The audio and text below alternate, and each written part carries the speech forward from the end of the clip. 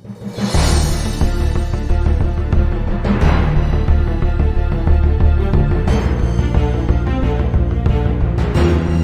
students, this side Harsh Bhardwaj. Welcome you again into the Code India YouTube channel. आज की इस video में हम लोग पिछले टॉपिक जो कि हमने टाइम कॉम्प्लेक्सिटी पढ़ा था उसको आगे बढ़ाते हुए आज क्लास में हम लोग स्पेस कॉम्प्लेक्सिटी को काफी डिटेल में डिस्कस कर रहे होंगे। जैसा कि आपको पता है कि हम लोग जेडसीओ, आईसीओ, आईआरसीएस और आईओआई से रिलेटेड जितने भी थ्योरेटिकल पार्ट है उनको कवर अप करना शुरू कर रहे धीरे धीरे, जिसमें कि हम लोग एफिशिएंसी ऑफ एल्गोरिदम को डिस्कस कर रहे थे और हमने पाया था कि किसी भी एल्गोरिदम की जो एफिशिएंसी होती है वो दो कारणों पर डिपेंड करती है, एक तो उसके टाइम कॉम्प्लेक्सिटी पर और एक उसके स्पेस कॉम्प्लेक्सिटी पे। तो पिछले क्लास में हमने टाइम कॉम्प्लेक्सिटी कर रखा था, अभी हम लोग स्पेस कॉम्प्लेक्सिटी को थोड़ा डिटेल में समझते हैं। ओके, तो पहले स्पेस कॉम्प्लेक्सिटी में आगे बढ़ते हुए पिछले क्लास के कुछ कंसेप्ट को हम लोग डिस्कस कर लेते हैं। मतलब टाइम कॉम्प्लेक्सिटी के एक बहुत ही इंपॉर्टेंट से क्वेश्चन को देख लेते हैं जिससे हम लोग काफी कंसेप्चुअल क्लैरिटी आ रही होगी। तो हम लोग चलते हैं अपने अगले स्लाइड पर और ये देखते हैं कि यहाँ हमारे पास दो एल्गोरिदम दिए हुए हैं, एक एल्गोरिदम ये है और एक एल्गोरिदम ये है। और यहाँ पर ये दोनों एल्गोरिदम में हमको पहले ऑर्डर ऑफ टाइम कॉम्प्लेक्सिटी को कैलकुलेट करनी है कि टाइम कॉम्प्लेक्सिटी का ऑर्डर क्या है इन दोनों अलग अलग एल्गोरिदम्स में। जैसा कि आप देख सकते हैं दोनों ही में हम लोगों ने व्हाइल लूप का यूज करा है और दोनों ही जो कोड है वो 5 के मल्टीपल्स प्रिंट कराने के काम आते हैं। मतलब कि अगर हमें 5 के मल्टीपल्स प्रिंट करने होंगे तो हम लोग इस कोड का यूज करेंगे।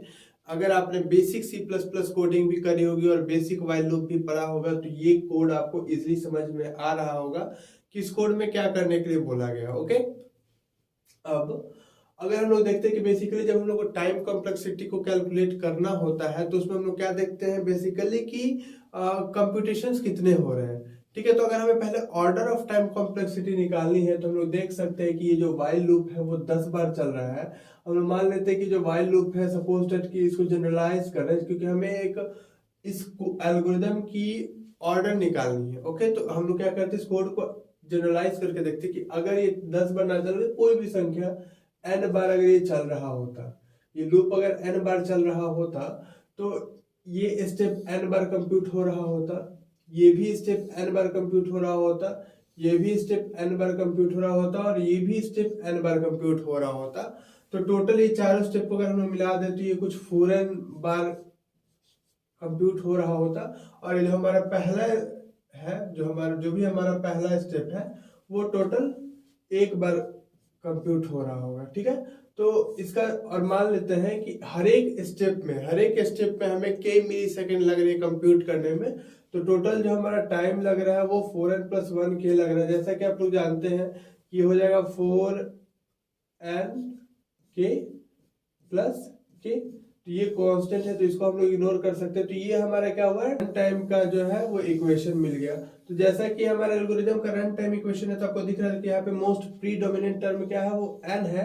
तो इस एल्गोरिदम की टाइम कॉम्प्लेक्सिटी जो है वो बिग O ऑफ ऑर्डर क्या हो जाएगी n हो जाएगी। ठीक इसी तरीके से अगर हम लोग यहाँ पर निकाले तो सपोज दैट हम लोग मान लेते हैं कि while loop total n number तक n बार हम लोग इस व्हाइल लूप को चला रहे हैं। तो ऊपर हम लोग देख सकते हैं कि यहाँ पर 2 कंप्यूटेशन हुए हैं, यहाँ पर n कंप्यूटेशन होंगे, यहाँ पर n कंप्यूटेशन होंगे और यहाँ पर भी n कंप्यूटेशन होंगे। तो टोटल अगर हम लोग ध्यान से देखें तो 3n+2 कंप्यूटेशन होंगे। और अगर एक कंप्यूटेशन में हम लोग मान लेते हैं कि k मिली सेकेंड्स लग रहे हैं तो 3n+2 कंप्यूटेशन में 3n+2 इंटू k मिली सेकेंड लगेंगे। ये हमारा क्या हुआ रन टाइम का, हमारे एल्गोरिथम के रन टाइम का इक्वेशन हो गया। और इस इक्वेशन में जो सबसे मोस्ट प्रीडोमिनेंट टर्म है वो क्या है n है। तो इस एल्गोरिथम प्रीडोमिनेंट टर्म n कैसे हो, क्योंकि जब हम लोग इसको एक्सपैंड करेंगे तो हम लोग को 3n+2k मिलेगा। तो ये तो एक कांस्टेंट टर्म हो गया। और इस टर्म में जो n पे सब कुछ डिपेंड कर रहा है, n का वैल्यू जैसे जैसे बढ़ेगा इस एल्गोरिथम की टाइम कॉम्प्लेक्सिटी उतनी ही बढ़ेगी। मतलब कि ये जो रन टाइम का इक्वेशन है उसमें n का वैल्यू जैसे जैसे बढ़ेगा वैल्यू वैसे वैसे इंक्रीज होंगे लिनियरली। तो ये जो हमारा एल्गोरिदम है इसमें सबसे अधिक प्रीडोमिनेंट टर्म n है। तो यहाँ पर इस एल्गोरिदम के लिए जो हमारा टाइम कॉम्प्लेक्सिटी का ऑर्डर होगा वो क्या होगा, वो भी ऑर्डर ऑफ n होगा। तो जैसा कि हम लोग निकाल लिए कि ये भी एल्गोरिदम ऑर्डर ऑफ n का है और ये भी एल्गोरिदम ऑर्डर ऑफ n का है। ओके, मतलब कि अगर हम समझिए कि अगर टाइम कॉम्प्लेक्सिटी का ऑर्डर सेम रहता है तो उनकी कॉम्प्लेक्सिटी लगभग लगभग इक्वल होने जा रही है, मतलब कि एक दूसरे के कंपैरेबल होंगी। लेकिन इसका मतलब हमें ये नहीं समझ लेना है कि इन दोनों की टाइम कॉम्प्लेक्सिटी इक्वल होगी। ठीक है, वो हमें क्यों नहीं समझना है, क्योंकि हम लोग डायरेक्टली गिन लेते हैं ना कि टोटल कितने स्टेप्स हुए, हम वहां इस एल्गोरिथम में गिन सकते हैं। और प्रत्येक स्टेप पे हम लोग मान लेते हैं कि k मिली सेकंड लगा, तो टोटल हम लोग कंप्यूटेशनल टाइम निकाल लेते कि इस एल्गोरिथम को कंप्यूट करने में कितना टाइम लग रहा होगा और इस एल्गोरिथम को कंप्यूट करने में कितना टाइम लग रहा होगा। तो अगर देखें कि पहले हम लोग यहाँ पर एक इंट वेरिएबल बना रहे हैं सपोज है, तो यहाँ पर अगर हम लोग कोई इंट वेरिएबल बना रहे हैं और उसमें हम लोग 1 को स्टोर कर रहे हैं, तो ये भी तो एक स्टेप है जिसमें हमारे प्रोसेसर को कंप्यूट करना पड़ रहा है। ठीक है, तो यहाँ पर हम लोग 1 लिखे, मतलब कि ये एक कंप्यूटेशन हुआ। ठीक है, यहाँ पर 11 कंप्यूटेशन दिखा रहे हैं। क्यों यहाँ पर 11 कंप्यूटेशन हम बोल रहे हैं, और पिछले केस में बस हम n इसी तरीके से ले लिए थे कि हम लोग n ले n+1 ले, ऑर्डर तो n ही रहने वाले, लेकिन यहाँ पर जब हम लोग एग्जैक्ट काउंटिंग कर रहे हैं तो यहाँ पर 11 कंप्यूटेशन हो रहे हैं। जब ये हमारा व्हाइल लूप है, जब 1 से लेकर 10 बार हमारे कंडीशन को ट्रू पा रहा है तो वो लूप को चला रहा है, लेकिन 11वें बार भी तो कंडीशन को चेक कर रहा है ना। तो जब वो कंडीशन को चेक कर रहा है तो वहां पर एक कंप्यूटेशन का प्रोसेस हुआ, तो हम लोग को टोटल नंबर ऑफ कंप्यूटेशन ही तो काउंट करने हैं ना। तो इसलिए यहाँ पर टोटल 11 कंप्यूटेशन हो रहे हैं। अब ये लूप जो है 10 बार चल रहा है, तो मतलब कि यहाँ पर 10 बार इस इंट वेरिएबल को डिफाइन करके और 5 को इसके अंदर स्टोर किया जाएगा, 10 बार किया जाएगा। तो यहाँ पर भी 10 कंप्यूटेशन हो गए, यहाँ पर भी 10 कंप्यूटेशन हो गए, यहाँ पर भी 10 कंप्यूटेशन हो गए, यहाँ पर भी 10 कंप्यूटेशन हो गए। तो टोटल कितने कंप्यूटेशन हो गए अगर ध्यान से गिने हम लोग, 10 20 30 40, वो 50 2 52, टोटल 52 कंप्यूटेशन हो गए। और हम लोग यहाँ पर काउंट करते हैं तो 1 2, और यहाँ इसको भी हम लोग 11 मान लेते हैं। ओके, तो 10 20 30 40 43। तो हम लोग देख सकते हैं कि अगर एक स्टेप को कंप्यूट करने में अगर k मिली सेकंड लग रहा है, तो 52 स्टेप को कंप्यूट करने में 52 k मिली सेकंड लगेगा, और यहाँ पर 43 k मिली सेकंड लगेगा। तो हम लोग देख सकते हैं कि इस कोड की टाइम कॉम्प्लेक्सिटी फार बेटर है इस कोड से। ठीक है, तो कई बार क्या होता है ना कि हम लोग लूप के अंदर जितना अधिक से अधिक हो वेरिएबल डिफाइन किए जा रहे हैं, हमारे पास चांसेस है कि कुछ वेरिएबल को हम लोग लोकल वेरिएबल ना बना के ग्लोबल वेरिएबल बना दें, जिसके कारण उनको लूप्स में हमको डिफाइन ना करना पड़े, जिससे हमारी कॉम्प्लेक्सिटी काफी हद तक घट जाती है।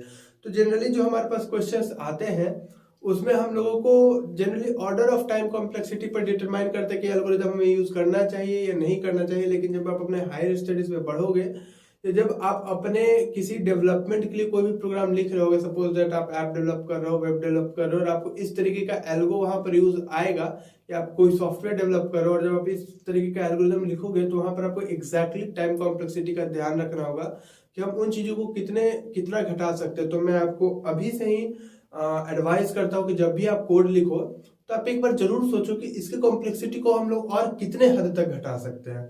ठीक है, और ऐसे करते करते आपकी आदत बन जाएगी एक एफिशिएंट कोड लिखने के लिए। जैसे कि ये भी कोड सेम रिजल्ट मतलब कि आउटपुट में देगा जो रिजल्ट ये देगा, लेकिन कहीं ना कहीं इस कोड की एफिशिएंसी अधिक है इस कोड के रिस्पेक्ट में। तो आई थिंक आप लोग अब टाइम कॉम्प्लेक्सिटी को काफी अच्छे से समझ पा रहे होंगे। तो हम लोग अब अपने लेक्चर में आगे बढ़ते हुए स्पेस कॉम्प्लेक्सिटी को थोड़ा सा समझ लेते हैं। अब जैसे हम लोग अपने स्पेस कॉम्प्लेक्सिटी में आते हैं तो सिंपली हम लोग यहाँ पर देख सकते हैं कि स्पेस कॉम्प्लेक्सिटी क्या होता है।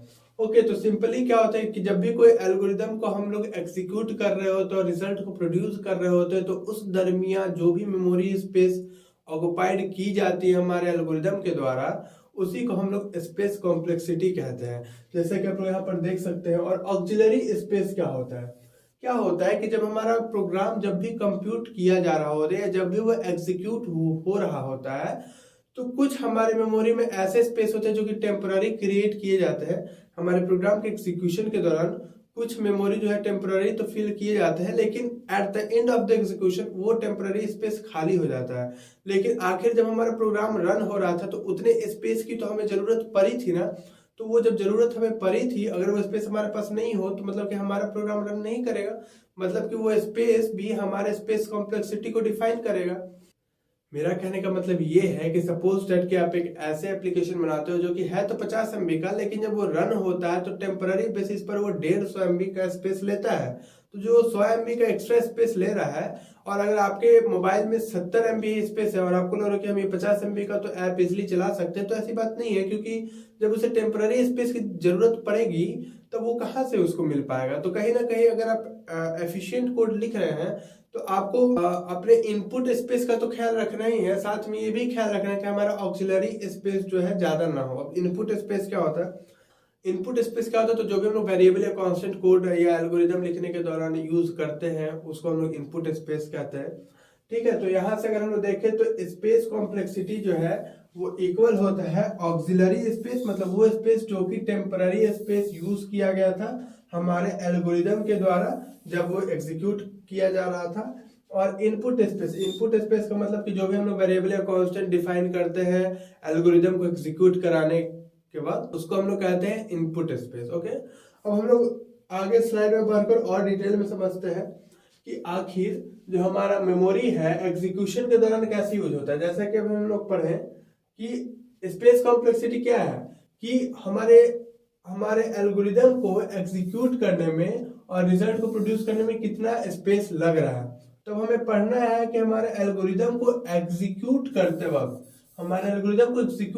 वक्त किस किस स्टेज पे कितना हमारा स्पेस का यूज आता है। ओके, तो अगर बेसिकली बात करें किसी भी एल्गोरिदम को एग्जीक्यूट करते वक्त हमें हमारा जो मेमोरी है वो 3 ही रीजन से यूज में आ पाता है। पहला रीजन है इंस्ट्रक्शन स्पेस, दूसरा रीजन है एनवायरमेंटल स्टैक, और तीसरा रीजन है डेटा स्पेस। अब हम लोग एक एक करके सारे पॉइंट्स को डिस्कस करेंगे। अगर हम लोग बात करें इंस्ट्रक्शन स्पेस की ना, तो क्या होता है कि जब भी हम लोग एल्गोरिदम को रन कर रहे होते हैं तो जो भी हमारा इंस्ट्रक्शंस होता है, जैसे कि सपोज हमने कोड लिखकर उसको रन किया, तो हमारा जो कोड होता है वो हमारा कंपाइलर उसको हाई लेवल लैंग्वेज से मशीन लेवल लैंग्वेज में चेंज करता है, फिर उसको एग्जीक्यूटेबल फाइल्स में चेंज किया जाता है। तो जो एग्जीक्यूटेबल फाइल्स बन रहे होते हैं तो वो भी तो कहीं ना कहीं एग्जीक्यूशन के दौरान कहीं ना कहीं सेव होता होगा ना, तब तो उसको एग्जीक्यूट किया जाता होगा। तो जो एग्जीक्यूटेबल फाइल्स बनते हैं, कंपाइल्ड फाइल्स बनते हैं, उनके स्टोरेज के लिए जो स्पेस यूज किया जाता है ना, उसको हम लोग कहते हैं इंस्ट्रक्शन स्पेस। एनवायरमेंटल स्टैक क्या होता है? तो जनरली बहुत सारे ऐसे हमारे पास प्रोग्राम आते हैं जिनके एल्गोरिदम में कुछ इस तरीके का इंस्ट्रक्शन होता है कि जब वो एग्जीक्यूट हो रहा होता है तो बहुत सारे टेम्पररी वेरिएबल प्रोड्यूस हो जाते हैं। जैसे कि सपोज दैट कि हमारा एक फंक्शन है एफ ए, ठीक है, आप लोगों ने इस फंक्शन को काफी डिटेल में अपने C++ या कोई भी प्रोग्रामिंग लैंग्वेज में आपने पढ़ा होगा। तो एक हमारा फंक्शन है एफ ए और एक हमारा फंक्शन है एफ बी, और हमारे एफ ए फंक्शन के अंदर एफ बी फंक्शन को यूज किया जा रहा है। हमारे एफ ए फंक्शन के अंदर एफ बी फंक्शन को यूज किया जा रहा है, हमारे एफ ए फंक्शन के अंदर एफ बी फंक्शन को कॉल किया जा रहा है। सपोज दैट हमारा एफ ए फंक्शन एग्जीक्यूट होना शुरू हुआ और जैसे ही हम लोग आगे बढ़े थोड़ा सा तो वैसे हम एफ बी फंक्शन को कॉल कर दिए। तो एफ ए फंक्शन के द्वारा डिफाइन किए गए जितने पैरामीटर्स या वेरिएबल्स होंगे ना, उनको क्या किया जाएगा, टेम्पररी बेसिस पर स्टैक में स्टोर कर दिया जाता है, और पहले फंक्शन बी को कॉल किया जाता है, और एक बार जब फंक्शन बी कंप्यूट हो जाता है तो उसके रिजल्ट के हेल्प से हम लोग फंक्शन ए को कंप्यूट करते हैं। तो थोड़ी देर के लिए हम लोग क्या ऑक्सिलरी स्पेस को यूज करते हैं। यही हमने अभी पीछे पढ़ा था कि ऑक्सिलरी स्पेस क्या होता है, जो कि हमारे एल्गोरिदम के एग्जीक्यूशन के दौरान काफी टेम्पररी टाइम के लिए यूज किया जाता है। ओके, एक बार फिर से हम इसे समझते हैं कि सपोज दैट कि हमारा एक फंक्शन एफ ए है जिसके अंदर हम लोग एक फंक्शन एफ बी को कॉल कर रहे हैं। अब एफ ए में हमने बहुत सारे वेरिएबल्स, बहुत सारे पैरामीटर्स को डिफाइन कर रखा होगा, लेकिन इस फंक्शन को कंप्यूट करने के लिए एफ बी को कॉल करना जरूरी है। तो जैसे हम लोग फंक्शन बी को कंप्यूट करना शुरू करेंगे ना, उतने देर तक के लिए फंक्शन ए के जितने भी वेरिएबल्स होंगे, पैरामीटर्स होंगे, उनको हम लोग स्टैक में स्टोर कर लेंगे, स्टैक फॉर्मेट में स्टोर कर लेंगे, और एफ बी को हम लोग कंप्यूट करेंगे। और एफ बी को कंप्लीटली कंप्यूट करने के बाद जो रिजल्ट्स आएंगे उनके हेल्प से हम लोग एफ ए को कंप्यूट करेंगे। तो जितना देर में ये सारा काम हो रहा होगा उतना देर में हम लोग क्या करते हैं, ऑक्सिलरी स्पेस में फंक्शन ए के वेरिएबल्स और पैरामीटर्स को स्टोर किए रहते हैं। ठीक है, उसी को हम लोग कहते हैं एनवायरमेंटल स्टैक। डेटा स्पेस क्या होता है? डेटा स्पेस बहुत सिंपल है कि हम अपने प्रोग्राम के एग्जीक्यूशन या अपने कोड लिखने वक्त बहुत सारे लोग वेरिएबल बनाते हैं और उस वेरिएबल को बहुत सारे डेटा असाइन करते हैं। तो डेटा के द्वारा जो हमारे मेमोरी में स्पेस लिया जाता है उसी स्पेस को डेटा स्पेस कहते हैं। अब बात करें इंस्ट्रक्शन स्पेस की, तो जो इंस्ट्रक्शन स्पेस लगना है वो तो हमारा स्पेस लगेगा ही लगेगा। अब अगर ऐसा हम एल्गोरिदम लिख रहे हैं जिसमें हमको एक से अधिक फंक्शन कॉल करना ही करना है और वो भी इंटर रिलेटेड हो, मतलब कि पहला को एग्जीक्यूट करने में दूसरा को कॉल करना पड़े और दूसरा को एग्जीक्यूट करने में तीसरा को कॉल करना पड़े, तो इन्वायरमेंटल स्टैक स्पेस जो होता है वो तो लगेगा ही लगेगा, उसको हम कमांड नहीं कर सकते या उसको हम लोग रोक नहीं सकते। लेकिन हम लोग एक एफिशिएंट कोड जरूर लिख सकते हैं जिसमें कि हम लोग इस बात का ख्याल रखें कि कितना ही डेटा डालें ताकि वो एफिशिएंट वे से एग्जीक्यूट हो जाए। मतलब कि कई लोग क्या होता है कि जब कोड लिख रहे होते हैं धड़ल्ले से बहुत सारे मतलब वेरिएबल बनाते जाते हैं। जैसे कि सपोज दैट कि अगर हमें हेलो वर्ल्ड को प्रिंट कराना है तो हम सिंपल लिख सकते हैं सी आउट हेलो वर्ल्ड और ये प्रिंट हो जाएगा, ठीक है। लेकिन कुछ लोग क्या करेंगे कि बिना मतलब का वो क्या करेंगे, पहले एक ऊपर स्ट्रिंग नाम का हेडर फाइल लाइब्रेरी को तो इंक्लूड करेंगे ही करेंगे, उसके अलावा एक स्ट्रिंग नाम का वेरिएबल बनाएंगे स्ट्रिंग नाम का वेरिएबल बनाएंगे ठीक है, सॉरी स्ट्रिंग नाम का वेरिएबल बनाएंगे और उसके अंदर स्टोर करेंगे हेलो वर्ल्ड को, ओके। और उसके बाद वो प्रिंट करवाएंगे को। तो कहीं ना कहीं अननेसेसरली हमने एक स्ट्रिंग वेरिएबल को बनाया जो कि हमारे मेमोरी में 4 बाइट्स का स्पेस को ऑक्युपाइड करा। मैं आपकी जानकारी के लिए बता दूं कि जब आप डेटा टाइप्स पढ़ रहे होंगे तो आपको वहां पे पढ़ाया गया होगा कि एक इंटीजर 4 बाइट्स स्पेस यूज करता है हमारे मेमोरी का, स्ट्रिंग 4 बाइट यूज करता है हमारे मेमोरी का, कैर जो है 1 बाइट यूज करता है हमारे मेमोरी का। तो अगर सपोज दैट कि हम एक ऐसा कोड लिख रहे हैं जिसमें कि हमको किसी बच्चे का क्लास का सेक्शन को स्टोर करना है, तो हम कैर यूज करेंगे, ना कि वहां पर हम लोग स्ट्रिंग यूज करेंगे। क्योंकि अगर हम लोग स्ट्रिंग डेटा टाइप यूज करते हैं तो हमारा 4 बाइट स्पेस यूज होगा और अगर हम कैर डेटा टाइप यूज करते हैं तो हमारा केवल 1 बाइट ही स्पेस यूज होगा। तो हमें क्या चीज का सिलेक्शन करना है, किस चीज को यूज करना है ताकि हमारा डेटा स्पेस कम से कम हो, ये हम पर डिपेंड करता है। तो बेसिकली जब भी हम लोग स्पेस कॉम्प्लेक्सिटी को फाइंड करते हैं, स्पेस कॉम्प्लेक्सिटी निकालते हैं, तो हम लोग डेटा स्पेस का खास ख्याल रखते हैं और डेटा स्पेस को ही कैलकुलेट करते हैं और उसी से हम लोग स्पेस कॉम्प्लेक्सिटी भी कैलकुलेट करते हैं। क्योंकि ये दोनों कर पाना एक तो पॉसिबल नहीं है और ये होगा ही होगा, ठीक है। ये जितना है उतना लगभग फिक्स्ड होगा, इसको हम ज्यादा चेंजेस नहीं कर सकते, लेकिन इसमें हम लोग बहुत चेंजेस कर सकते हैं और इसी में चेंज करके हम लोग अपने कोड को एफिशिएंट बना सकते हैं। तो चलिए देखते हैं कि हम लोग स्पेस कॉम्प्लेक्सिटी कैसे हम लोग डिफाइन कर सकते हैं किसी भी दिए गए एल्गोरिथम्स के लिए अपने एग्जांपल्स में। तो जैसा कि हम लोग यहाँ पर अपने एल्गोरिथम्स को देख सकते हैं कि हमारे पास 2 एल्गोरिथम्स हैं, एक ये एल्गोरिथम है और एक ये एल्गोरिथम है। यहाँ पर अगर हम लोग स्पेस कॉम्प्लेक्सिटी निकालें इस कोड का और इस कोड का, कैसे हम लोग स्पेस कॉम्प्लेक्सिटी निकाल सकते हैं। तो हम लोग यहाँ पर देख सकते हैं कि हम लोग एक इंट नाम का वेरिएबल बनाया है z, एक वेरिएबल बनाया है a जो कि इंट होगा, एक b जो कि इंट होगा और c भी इंट होगा, और जो हम लोग रिटर्न कर रहे हैं वो भी एक इंटीजर ही रिटर्न कर रहे हैं। तो ये 4 बाइट स्पेस लेगा, ये 4 बाइट लेगा, ये 4 बाइट लेगा, ये 4 बाइट लेगा और ये भी 4 बाइट लेगा। तो टोटल कितने स्पेस हो गए, 4 4 8 4 12 4 16 4 20, तो 20 बाइट स्पेस लेगा। तो मतलब कि ये जो हम लोग का एल्गोरिदम है इसमें जो कोड है हमारा वो 20 बाइट मेमोरी हमारा यूज करेगा इस एल्गोरिदम को एग्जीक्यूट कराने के दौरान। मतलब कि ये जो यूज किया जा रहा है, ये जो स्पेस यूज किया जा रहा है ये तो कांस्टेंट है। तो इस तरीके के स्पेस कॉम्प्लेक्सिटी को हम लोग बोलते हैं कांस्टेंट स्पेस कॉम्प्लेक्सिटी, ओके। अब हम लोग यहाँ पर देखते हैं, यहाँ पर हम लोग एक फंक्शन बनाया है सम नाम का, जिसके के अंदर एक पैरामीटर है अरे जो कि इंटीजर टाइप का है और एक पैरामीटर है एन जो कि इंटीजर टाइप का है। तो ये भी 4 बाइट स्पेस यूज करेगा, ये कितना बाइट यूज करेगा, 4 बाइट यूज करेगा, ठीक है। और ये जो अरे है इसके अंदर जो भी इंट, अरे का मतलब क्या होता है कि ए के अंदर जितने भी एलिमेंट होंगे वो सारे के सारे इंटीजर होंगे। तो पहले तो ये पता करना जरूरी है कि ए के अंदर कितने एलिमेंट होंगे। तो ए के अंदर कितने एलिमेंट होंगे, एन एलिमेंट होंगे, ओके।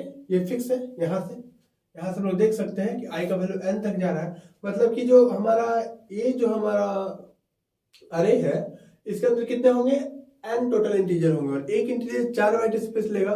तो एन इंटीजर कितने स्पेस लेंगे, 4n स्पेस लेंगे, ठीक है, उसके बाद हम लोग यहाँ पे क्या डिफाइन किए हैं, एक इंटीजर x डिफाइन किए हैं, एक इंटीजर i डिफाइन किए हैं, और एक हमारा रिटर्न x हो गया, बस इतने ही तो है।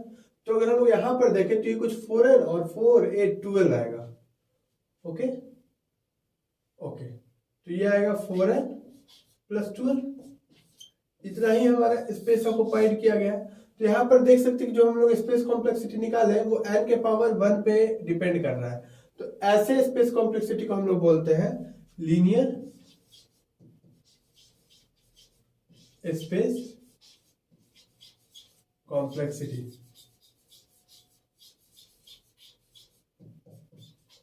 ओके, आई थिंक हम लोग कुछ मिस ना कर रहे हैं। ये 4, ये 4, ये 4, अब आप लोग देख लेना 4n प्लस 12 हो या 4n प्लस 16 हो। ओके, यहाँ तक ठीक है। तो यहाँ से आप लोग देख लिए कि यहाँ पे क्या हुआ, लीनियर स्पेस कॉम्प्लेक्सिटी। उसी तरीके से क्या होता है क्वाड्रेटिक स्पेस कॉम्प्लेक्सिटी, उसी तरीके से क्या होता है क्यूबिक स्पेस कॉम्प्लेक्सिटी। मतलब कि टोटली एल्गोरिथम पर डिपेंड करता है, जैसे कि एक लूप के अंदर दूसरा लूप आ जाए। ठीक है, तो इस तरीके से हम लोग चीजों को एनालाइज करते हैं। आई थिंक कि इस वीडियो में अभी तक आप लोगों को कोई भी प्रॉब्लम नहीं हुआ होगा या कोई भी डाउट नहीं हुई होगी। अगर कोई भी आपकी डाउट है इस वीडियो से रिगार्डिंग तो आप प्लीज नीचे कमेंट बॉक्स में हमें बताएं। अगर ये वीडियो अच्छा लगा हो तो प्लीज अपने फ्रेंड्स के साथ शेयर करें और लाइक कर दें। Thank you.